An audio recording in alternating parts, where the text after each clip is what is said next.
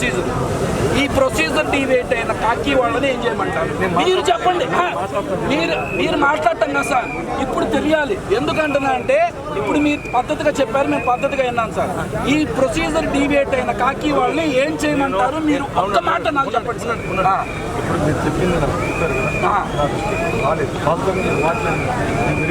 అది కూడా కాదు సార్, ఇంకా నేను చెబుతానండి. Wait sir, wait sir. ఇప్పుడు ఇక్కడ వరకు ఇంట్రెస్ట్ ఎందుకు లేట్ అయిందని మీకు అనుకుంటున్నారు? మీ ఎంక్వైరీ డబ్బులు ఏంటంటే సంతకం పెట్టగా నేను చెబుతానండి, దానికి నేను చెబుతానండి. బుద్ధినోళ్ళు ఎవరో మనకి కావాల్సిన వాళ్ళు, అతనికి మంచి ఫ్యూచర్ ఉంది, నేను తప్పించి వేరే వాళ్ళు నేను చెబుతానండి.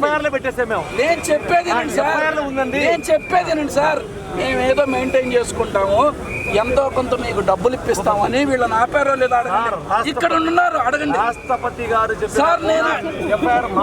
నేనేమి మాట్లాడలేదు సార్, మీరు అడగండి.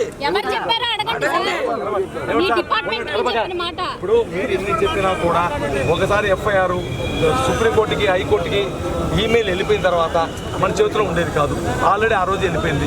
ఎవరు ఎన్ని చెప్పినా, ఈయన చెప్పినా, ఈయన చెప్పినా, మీరు చెప్పినా ముద్ద అయిపోయింది సార్. సుప్రీంకోర్టు పోయిన తర్వాత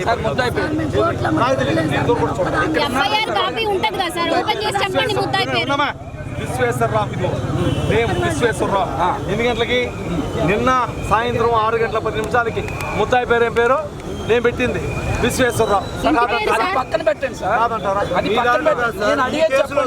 ఈ కేసులోనే చెప్పేది. నేను అడిగేది సార్, మీరు అది పక్కన పెట్టండి. చెప్పండి, ముద్దాయి పేరేంటి సార్? విశ్వేశ్వరరావు. ఎక్కడి నుంచి ఎక్కడికి వస్తున్నాను సార్? సార్ ఎక్కడి నుంచి నేను ఇన్వెస్టిగేషన్ చెప్తాను.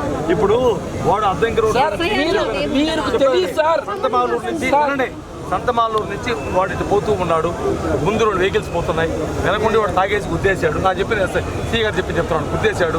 వాడిని తీసుకొచ్చి స్టేషన్లో పెడతానంటే ఏం సార్ మామూలుగా యాక్సిడెంట్ కేసు పెడతాం, యాక్సిడెంట్ కేసుతో పాటు పెద్ద కేసు సెక్షన్ అయ్యింది, తాగుబోతున్నా వదలకూడదు అని చెప్పి ఒకటి నిన్ను కొట్టొచ్చు, నన్ను గుద్దొచ్చు అంటే ఇతను ఉండే సార్ మంచి పని చెప్పారు సార్, పెద్ద సెక్షన్ వేసి చేశారు. ఇప్పుడు మీకు సహాయం చేశారు కాదు, మీరు మాది గొడవపడ్డా సార్. నేను గొడవ పడేవాడిని అయితే ఉదయము వీళ్ళందరూ ఇక్కడ ఇంతమంది స్టేషన్లో ఇంతమంది పోలీసులు ఉన్నారు.